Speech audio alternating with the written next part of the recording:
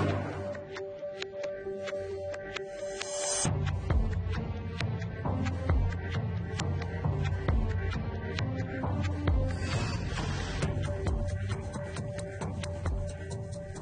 evening, Tansei Anin. Welcome to APTN National News. I'm Daryl Stranger.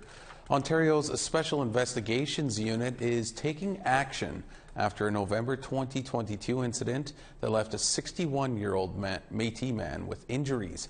John Semmerling filed a complaint with the Human Rights Tribunal of Ontario, and as APTN's Leanne Sanders tells us, that complaint is leading to consequences.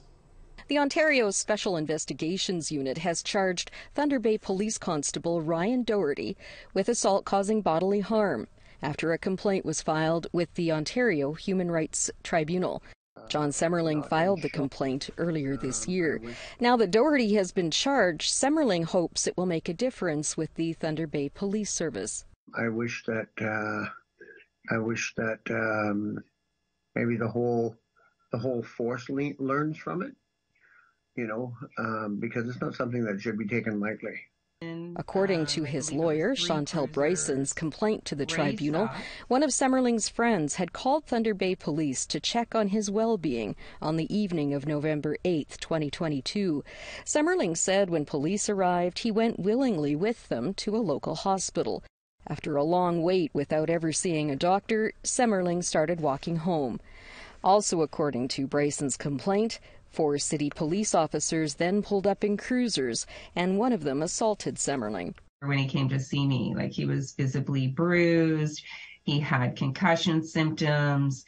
In an emailed statement, the Thunder Bay Police Service said, "We're unable to offer comment while the matter is before the courts. The officer is on non-frontline administrative duties." Constable Doherty is scheduled to appear in a Thunder Bay court on May 23rd. Leanne Sanders, APTN National News, Winnipeg. In the Yukon, the practice of placing apprehended children in care of foster homes or group homes is on the decline. That's thanks to child welfare reforms in recent years, and as APTN's Sarah Connors explains, more children are being placed with their extended families. Here's that. For Indigenous children in care, being disconnected from their families and culture can follow them throughout their lives. But in the Yukon, a new report found there's been a 137% increase in children being placed with their extended families. That's due to a positive shift between the Yukon government and the Council of Yukon First Nations in child welfare. The relationship is a lot stronger. Case planning with placement of children, cultural connections is now entrenched and is a principle of the legislation. For Family and Children's Services, the key was to bring all 14 First Nations in the territory to the table when it came to reforming the Child and Family Services Act. I think it was a process that we did together where we were able to work through some really tough discussions and get supports for children and families that they needed. According to the report, 61% of children in out-of-home care were under extended family care agreements in 2022. As over 90% of children in care in the Yukon are Indigenous, KCS says keeping children with their family leads to better outcomes. Any family that walks through Child and Family Services engages in a traumatic experience. At least they know I'm at grandma's, or I'm at auntie's, or I'm at the neighbors that I've spent a majority of my time with. Around 80 children in the territory remain under the director's care. Chambers says current legislation centers on protection, while a shift worldwide focuses on prevention. We're not going to see the outcomes of child protection and child welfare improve without, addressing poverty, without addressing homelessness, without addressing housing, and without addressing substance misuse. While both parties agree there's still a long road ahead, they say the ultimate goal is to improve outcomes for children, youth, and families who are involved in the child welfare system. Sarah Connors, APTN National News, Whitehorse. Well, it was a special day for Senator Michelle Audette in Ottawa. On Wednesday, she was gifted with the 4 millionth pin for the Mooside campaign for her work on ending violence against Indigenous women and children. APTN's Fraser Needham has more.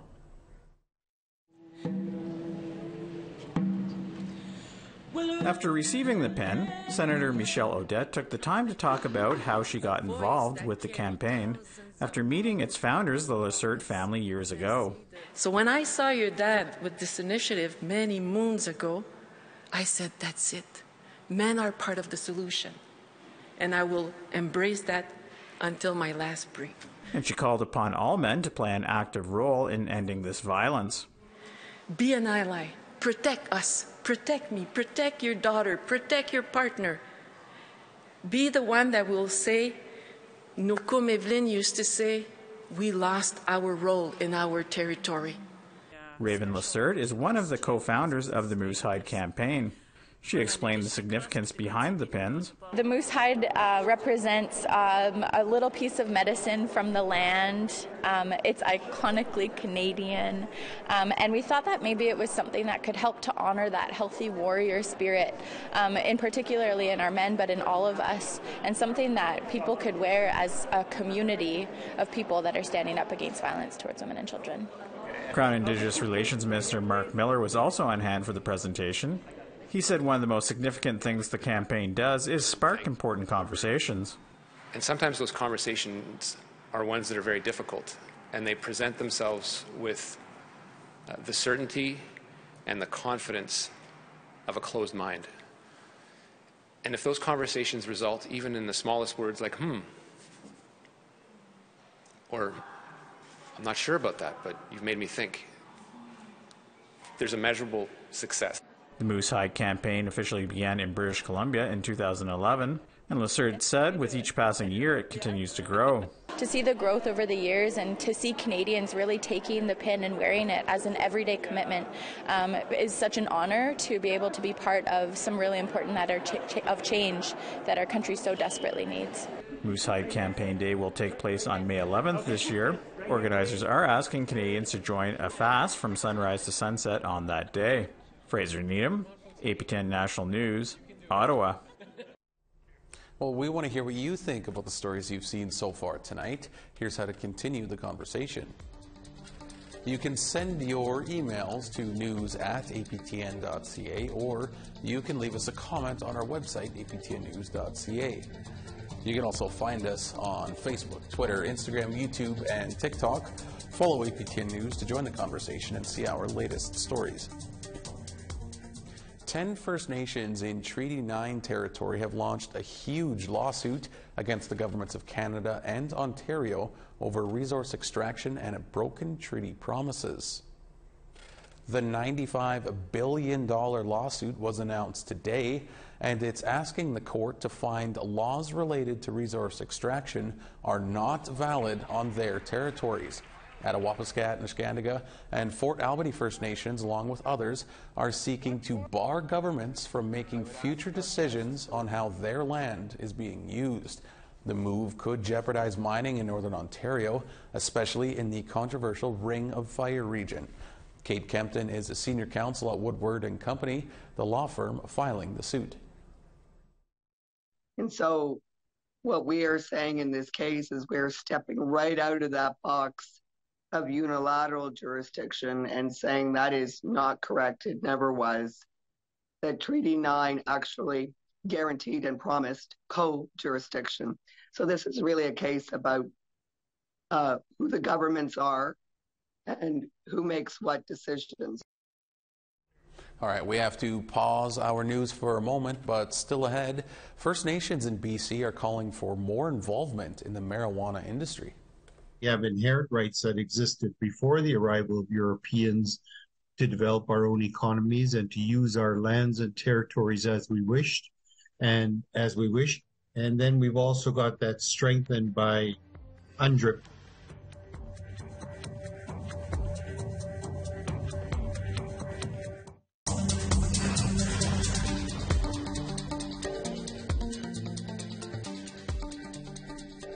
Welcome back to APTN National News. A coalition of First Nation groups in British Columbia is calling for changes to how cannabis legislation works. They believe they should have a say in how pot is bought and sold within their territories and who benefits. APTN's Lee Wilson has more. The First Nations Leadership Council represents 203 First Nations. They say they have inherent rights to oversee, process, sell, and consume cannabis within their territories.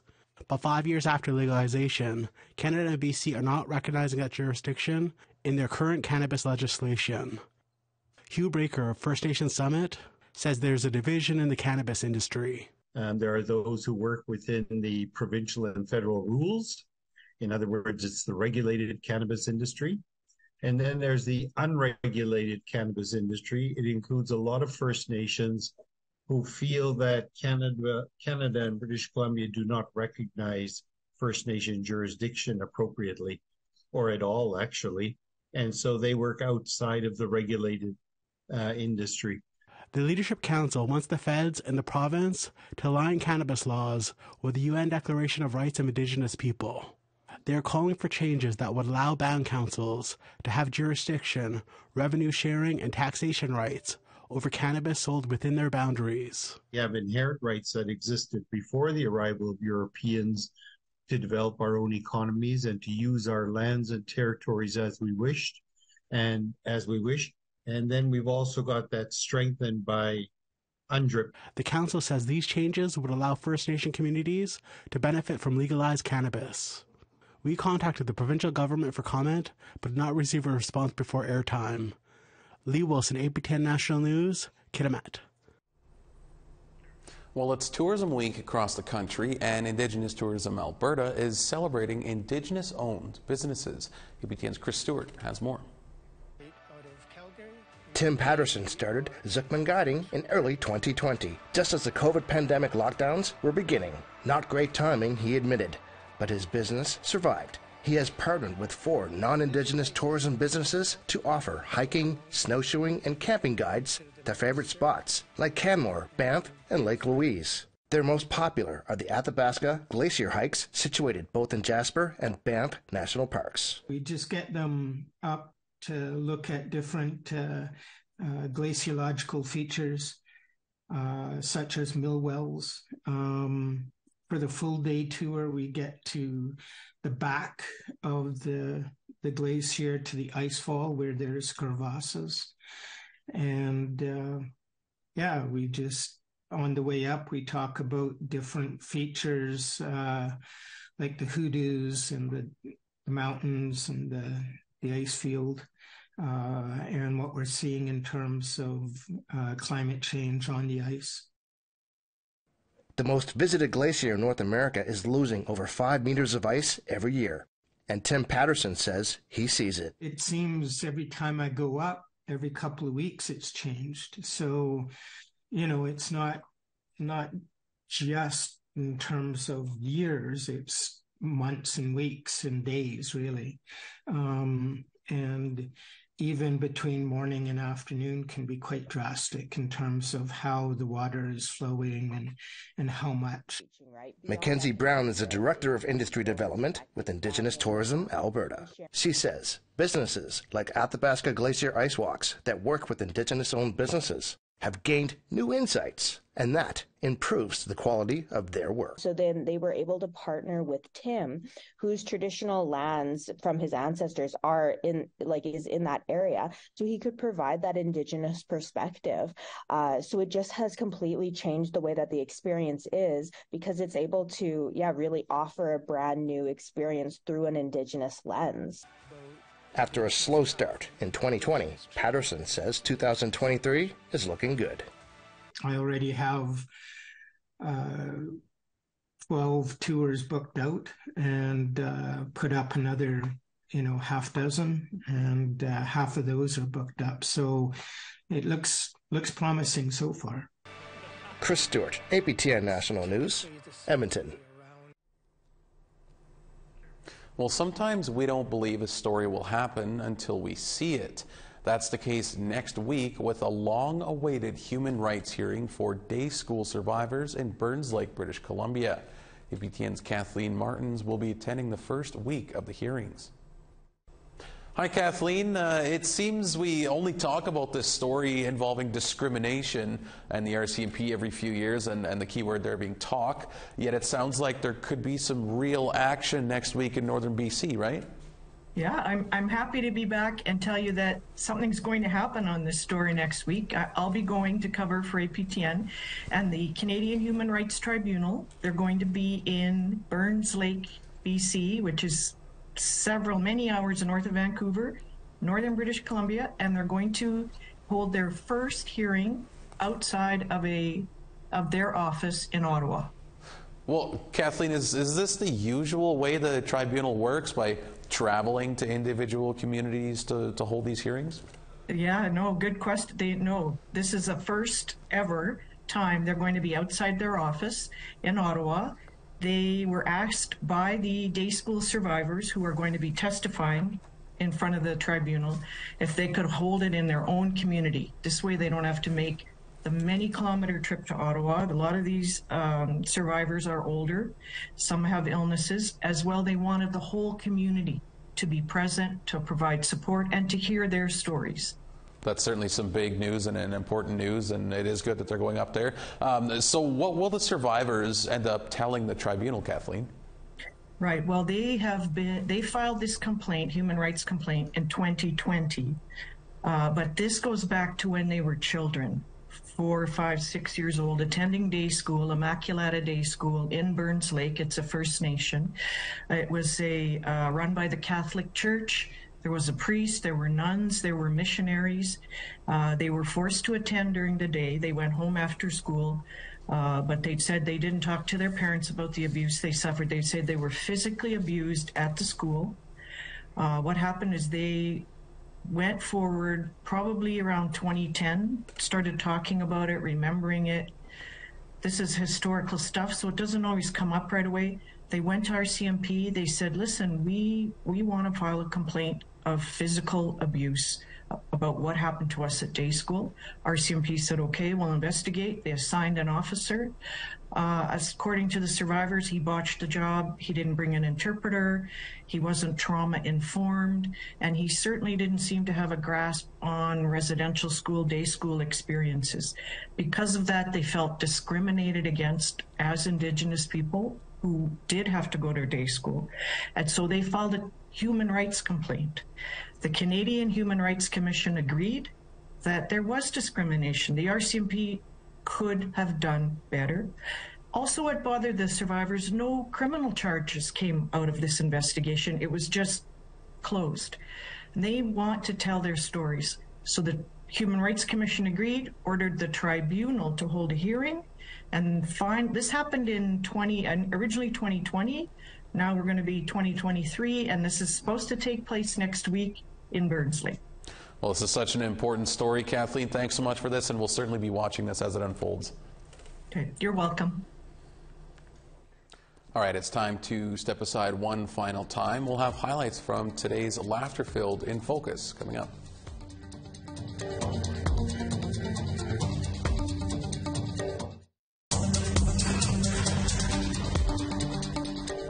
Welcome back. It's time now for our photo of the day. Parksville, British Columbia. This was the nighttime sky along the beach as Raquel Baptiste walked with coworkers in town for some training. Raquel called the view heavenly, and we certainly have to agree with that. That's a great view, Raquel. You can send your photos to share@aptn.ca for the chance to be our next photo of the day. All right, now let's take a look at tomorrow's weather forecast. We begin on the East Coast at 2 degrees in St. John's and 12 in Halifax. 3 degrees in Cartwright and 11 in Coujawak. 14 degrees in Quebec City and 11 in Val-d'Or. Clear and 13 in Toronto and 10 in North Bay. 4 degrees in Wawa and 7 in Sioux Lookout. -3 in Churchill and clear and 8 degrees in Norway House. 8 degrees in Barons River and 12 in Winnipeg. 12 in Regina and 14 in North Battleford. 8 degrees in Buffalo Narrows and 8 degrees in Stony Rapids. As we head west, 11 degrees in Fort Chippewa and 13 in Peace River. 12 in Edmonton and 12 in Lethbridge. Clear and 16 in Vancouver and clear and 22 in Kamloops. 12 degrees in Smithers and 14 in Fort Nelson. 6 degrees in Beaver Creek and 0 in Old Crow. 11 degrees in Wrigley and 12 in Trout Lake. -3 in Fort McPherson and -2 in Colville Lake.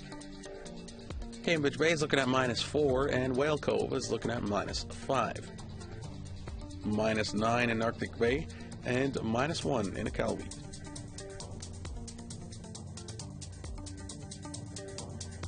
Well, laughter is often the best medicine within Indigenous communities, so Indigenous humor was the topic on APTN In Focus this week. Here's a quick look at the show.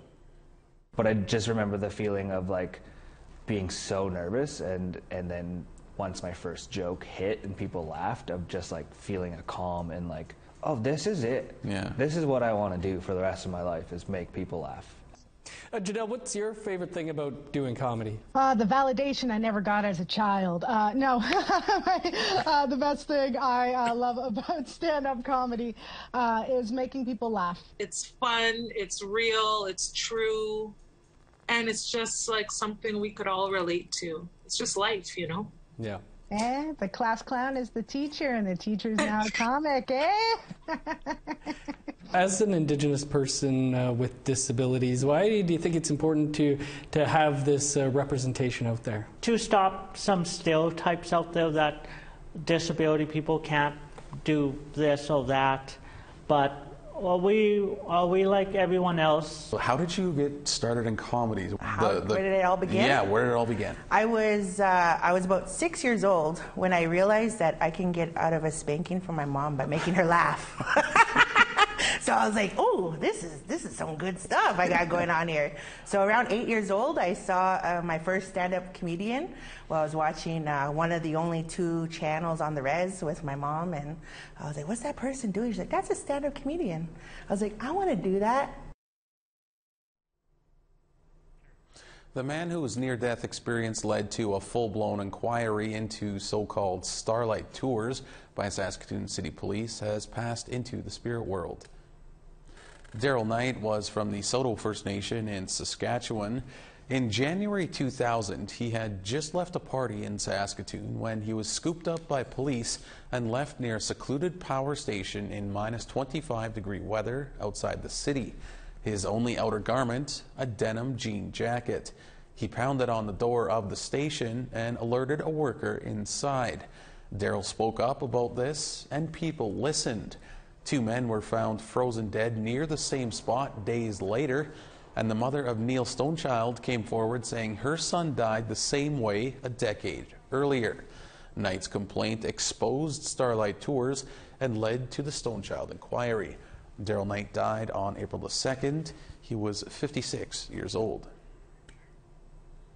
And our condolences go out to the family and those that knew him. All right, that's all we have this Wednesday of APTN National News.